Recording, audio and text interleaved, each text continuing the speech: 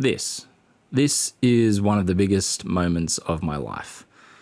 And I nearly didn't make it there, but we'll get back to that. Japan, a country I've wanted to visit for years, and as it turns out, so did everyone else when we finally decided Feb 2024 would be the time to go. Nevertheless, we busted open the spreadsheet and started planning. In the back of my mind, I knew this wouldn't be just any other holiday. I knew that it would be the time to propose to my girlfriend, Christy. We've been together for nearly 4 years now, which you'd know if you've seen any of my other videos. And I couldn't imagine my life without her, now or into the future. She's intelligent, beautiful, funny, and inspires me daily. Plus, it's not every day you'd change your view on cats for someone, so A, she must be pretty special, and B, I knew this was a forever thing. With the ring acquired, after much consideration, I made the choice to propose to her when we had a planned trip to Mount Fuji. Weather dependent, we'd see the mountain as I asked her the big question. We landed in Tokyo on a Saturday night and were immediately blown away by the sights and sounds. The first 2 days were filled with sightseeing around Tokyo, hitting all the major districts. We visited Team Lab's planets, smiling ear to ear, and visited the biggest Uniqlo in the world in the Ginza district. We were met with snow on our second day, which was like magic, and made us feel incredibly lucky, with it being pretty consistent the afternoon of us exploring Shinjuku and Shibuya, leading to a less than clear Shibuya sky experience. Still made for a great day, nonetheless.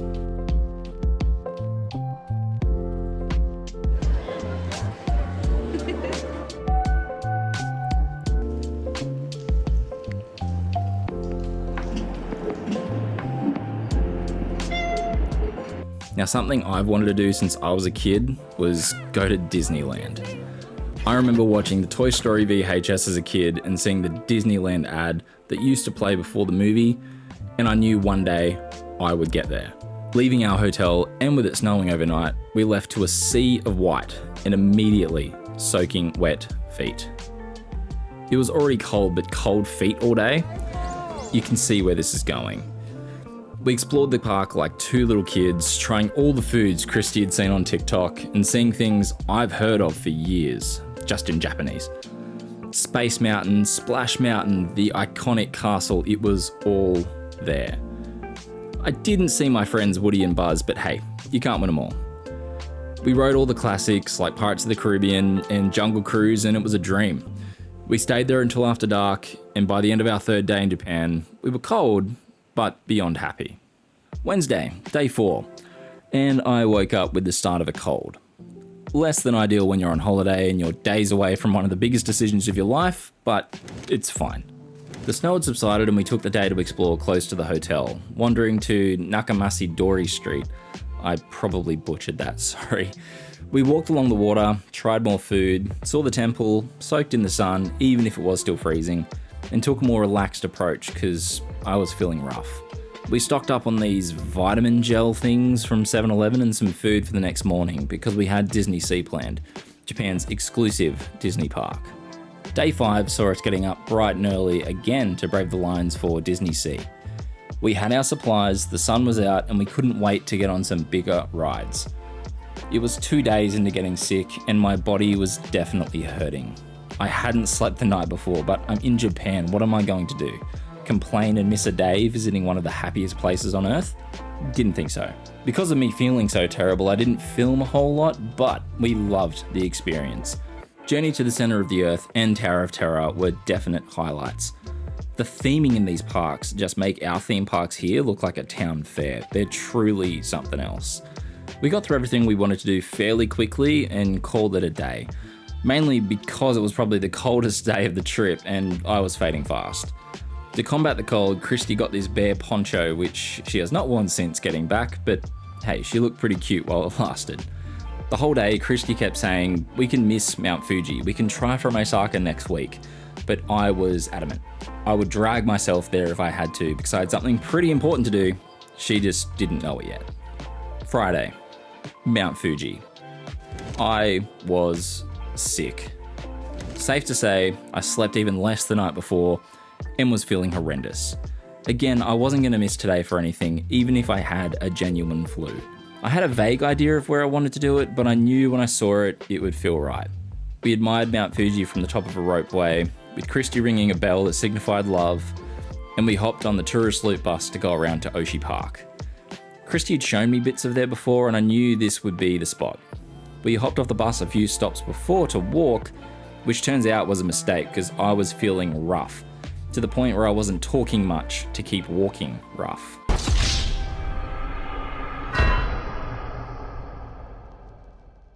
Christy made a video of the day, and there were comments saying I looked grumpy because of the nerves. No, I was genuinely just trying to hold it together. We admired the mountain from across the lake until we found a park right before the town, and I suggested we stop so I could take a video of us in front of Mount Fuji with not many people around. I set the camera up, took a deep breath, and every word I had rehearsed in my head disappeared.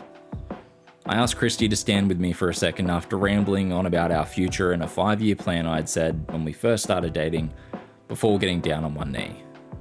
The rest, well, look, I wouldn't be making this video if she said no.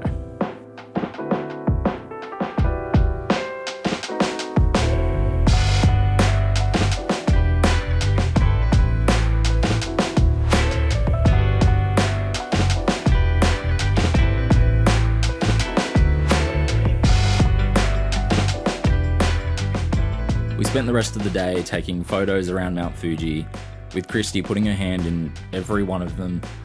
You couldn't wipe the smile off my face, regardless of how bad I felt physically, because I knew I had her and she had me. It was a forever thing. The next week went by in a blur. We caught the bullet train to Osaka, exploring Dotonbori, Osaka Castle, and the areas around our hotel. We visited Universal, another childhood dream, and went on Jaws the ride, which to me was the highlight. Yeah, we saw Hogwarts, Super Nintendo World, but Jaws? Come on now. Jokes aside, we both loved Universal, and the rides were next level. I've never been on anything like Harry Potter and the Forbidden Journey, and probably won't again until we go back. We visited Nara to hand feed the deers, and absorbed as much as we could while we were there. We saw the torii gates in Kyoto, lugging my sluggish, sick body up those stairs. We took that last week, way slower than the first, both of us now sick, and loved every moment of it. 7-Eleven trips, exotic foods, the people, the smells and sights and sounds. Everything about Japan was incredible and far exceeded my expectations. But like all things, they do have to end. In her bear poncho, we boarded our plane to come home, engaged and over the moon for our next chapter. Till next time.